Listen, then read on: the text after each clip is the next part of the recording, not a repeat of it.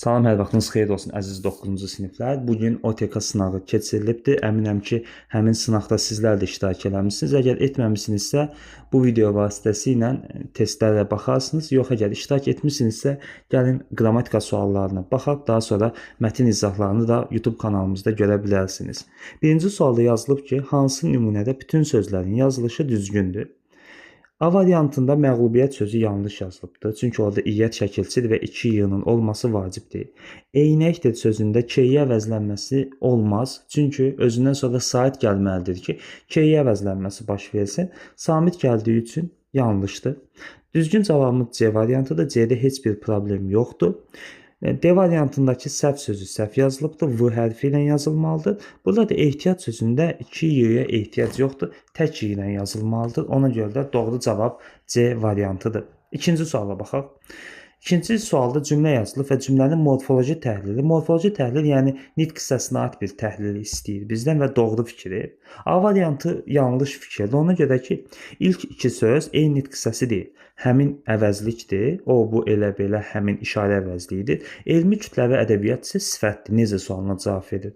Əşyanın adını bildirən ismin eyni halında olması sözü də yanlışdır. Çünki ədəbiyyatlar adlı qaldı. Nadanlıqdan çıxışlı qaldı. Bu necə eyni hal olsun ki? Cümlədəki sifət və say eyni suala cavab verir. Çox adam nə qədər sualına cavab verdiyi üçün, sifətin də nə qədər sual olmadığı üçün imkansızdır. C o halda ola bilər ki, sayımız olsun sıra sayı. Sıra sayı olsa sifətlə say eyni suala cavab verəcək. Bütün isimlər konkretdirmi? Nadanlıq mücərrəddir və düzgün cavabımız E variantıdır və yazan şagirdimiz düzgün yazıbdır. Cavab E-dir. Üçüncü sualda irəli getmək ifadəsi məcazi mənada hansı mənada işlənibdir? İnkişaf eləmək mənasındadır və E variantı doğru cavabdır. Uyğunluğu müəyyən edirik. Hecalardan biri yalnız saitdən ibarətdir.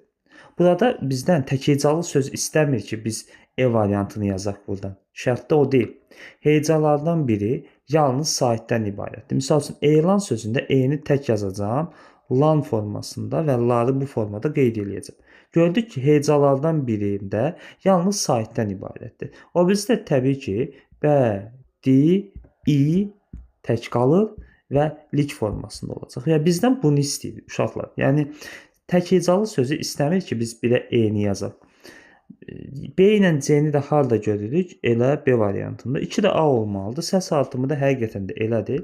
Sehirli sözündə sehirli formasında olacaq və burada səs artımı, qapalı saitimiz öz əksini tapacaq. Burada cavab B variantıdır. Ümid edirəm səhvə yol verməmisiniz. Hansı bəndlərdə hal şəkilçisi qəbul etmədən də sahiblik bildirən isim var? Ümumiyyətlə, ikinci sualda isim yoxdur. Mən və danışanda biri əvəzlikdir, biri feildir. 2-ni çıxır.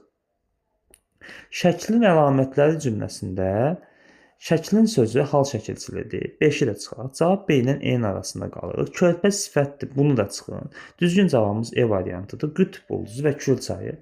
Başqa addan ikinci növ təyini söz birləşməsi deyək. Başqa halla da hal çəkilisi qəbul etmir, amma sahiblik bildirilir. Yəni, yərlik haldadır. Qeyri-müəyyən yərlik haldadır. Onu istəyir bizdən. Və isimimizi istəyir və cavab E variantıdır.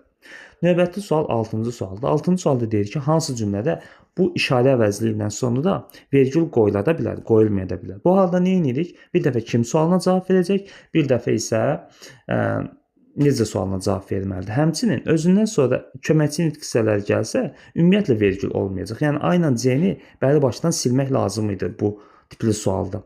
Baxaq görək cavab nədir? Bu qəsəbədə yaşayıram. Bu, burada işarə məqsədi iləndir.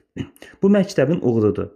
Bu məktəbin uğrudur. Bir dəfə hansı məktəbin, bir də bu məktəbin uğrudur deyə bilərik və cavabımız D variantıdır. Bu poema Nizaminin şah əsəridir. Burada isə işarə məqsədini işlənibdir. Onda sözü kontekstinə görə nə ola bilər? O vaxt mənasını işlənə bilərmi? İşlənə bilər. İsimləşmiş say kimi işlənə bilərmi? Hə. 10 rəqəm kimi dada ismin yerlik halında ola bilər. Bir də onda sözü nə kimi işlənsin? İsimləşmiş say olacaq 1. Qeyri-müəyyən miqdar sayı olması imkansızdır. Əvəzlik kimi işlənə bilərmi? Əvəzlik kimi olacaq burada işarə əvəzliyi və cavabımız 1-3 D variantıdır. Adi dərəcədə olan keyfiyyət bildirən sifətləri müəyyən edin. Tünd xasiyyət, xasiyyət burada isimdir deyə, tünd xasiyyət adi dərəcədə olan və keyfiyyət bildirən sifətə nümunə ola bilər. Tünd qırmızı çoxaltma dərəcəsində 3 olan versiyaları çıxın. Açıq sarı azaltma dərəcəsində 4 olan variantları çıxın.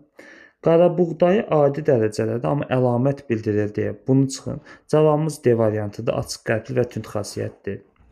Uşaqlar burada kimsəni görmədilər cümləsində əvəzliklə bağlı doğru fikir istəyir. Burada kimsəni ismi əvəz edibdir və bu tərslik haldadır. Cavab A variantıdır. Tələffüz formasına verilən hansı söz yerinə görə sifət kimi də işlənilə bilər? Burada sifət kimi işləncə 1-2, başdı, bir də başlı, bir də başdır. Hər ikisinin tələffüz forması eyni formada olacaq. Yuxarıdakı sifət, aşağıdakı isə isimdir. Sirri sözü bir sirli olsa sifət, bir də onun sirri. Bu formada olsa bu zaman isim olacaq.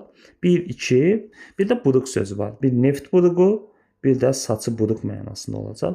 1-2-4 hardadır? A variantındadır və bu sualın cavabı, bu testin cavabı məhz budur.